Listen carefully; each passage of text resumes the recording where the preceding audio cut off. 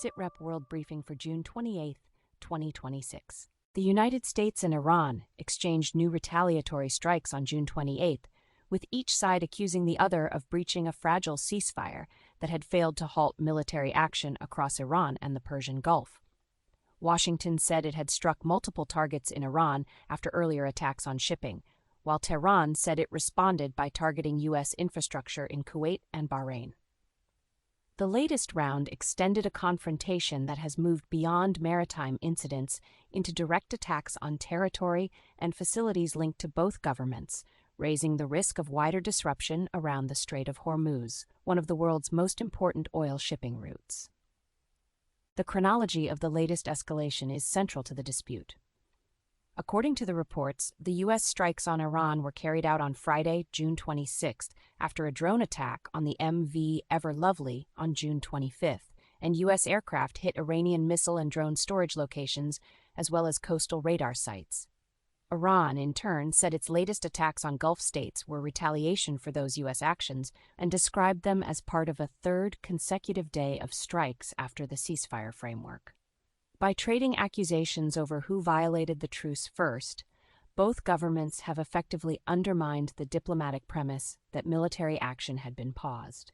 The attacks on Kuwait and Bahrain are significant because both Gulf monarchies host important U.S. military infrastructure, making them critical nodes in Washington's regional posture and potential flashpoints in any broader conflict. Iran's decision to name those states as targets showed that the confrontation was no longer confined to sea lanes or isolated military sites inside Iran, but had widened into a contest over allied territory and deterrence. For energy markets, commercial shipping, and U.S. security partnerships in the Gulf, the immediate issue is not only the damage caused by individual strikes, but whether the ceasefire can still function as a meaningful constraint on either side's military decisions. Israel carried out strikes in southern Lebanon on June 28 after a new framework agreement intended to halt the fighting, with the Israeli military saying it had targeted Hezbollah militants and other sites. Lebanese reporting cited by international outlets said at least one person was killed. The new framework agreement was signed on Friday, but the exchange of fire did not stop, and Hezbollah publicly condemned the arrangement while Israeli operations continued in southern Lebanon. The Israel-Lebanon border has been one of the most dangerous fronts in the region since the Gaza war expanded tensions. Southern Lebanon has long served as the main zone of confrontation between Israel and Hezbollah, with villages, roads, and launch areas near the frontier repeatedly becoming targets whenever diplomacy breaks down. Israel signaled that it still intended to act militarily against what it describes as immediate threats, while Hezbollah's condemnation showed that the armed group was not prepared to endorse the new terms. Israeli Prime Minister Benjamin Netanyahu said Israel had reached a U.S.-brokered agreement with Lebanon and described the arrangement as both historic and a blow to Iran and Hezbollah. Hezbollah leader Naim Qassem rejected the framework and declared it invalid after Netanyahu presented it as a diplomatic breakthrough. The deal places Washington at the center of another attempt to manage the Israel-Lebanon file, where cross-border escalations have repeatedly threatened to widen into a broader regional war. The split response highlights a long-running reality in Lebanon. The Lebanese state can enter diplomacy, but Hezbollah retains its own armed position and its own political calculus, particularly on issues tied to Israel and Iran.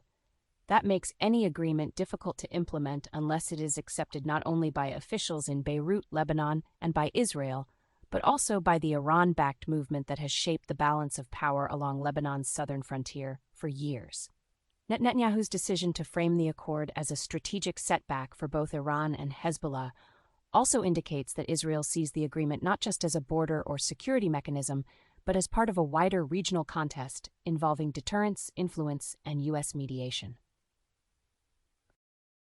Members of Singapore's Workers' Party voted to keep Pritam Singh as party chief after a special cadres conference and a secret ballot that tested his authority inside the country's leading opposition party. The meeting was convened after 25 cadres asked Singh to account for his conviction for lying to a parliamentary committee of privileges. Singh's survival in the vote means he remains at the top of the party after the legal and political consequences of the conviction. In Singapore, where the People's Action Party has dominated national politics for decades, leadership stability inside the Workers' Party matters beyond internal party procedure, because the party is the most prominent opposition force in parliament and a central vehicle for organized electoral competition. By backing Singh in a secret vote rather than forcing an immediate leadership change, cadres signaled that they were willing to separate the party's strategic future from the pressure created by his conviction, at least for now. Twin earthquakes that struck within seconds of each other devastated La Guaira, Venezuela, leaving hundreds dead and setting off a frantic search for survivors trapped under collapsed homes and apartment blocks. Rescue teams, relatives, and volunteers worked with shovels, ropes, heavy equipment, and their bare hands as a critical window for finding people alive narrowed. The disaster hit a strategic coastal state next to the capital region, magnifying the pressure on emergency services and transport links as authorities tried to reach the worst-hit neighborhoods. Accounts from survivors highlighted both the scale of the destruction and the urgency of the rescue effort. One mother said she could hear her son crying beneath the rubble where her partner and in-laws were also trapped, while separate footage showed rescuers pulling a newborn baby alive from the wreckage. Those scenes captured the central reality facing crews in La Guaira. Every passing hour could decide whether trapped residents are recovered alive, and families at collapsed buildings are often guiding searchers toward the spots where they last heard voices or other signs of life.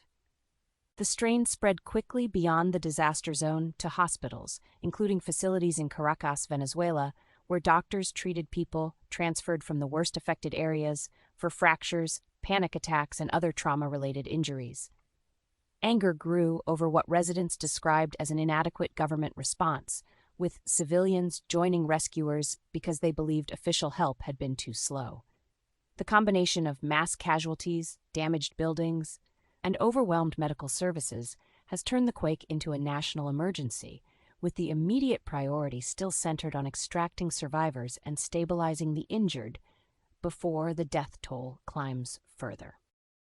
Sources and the full written briefing are available at sitrepbrief.com.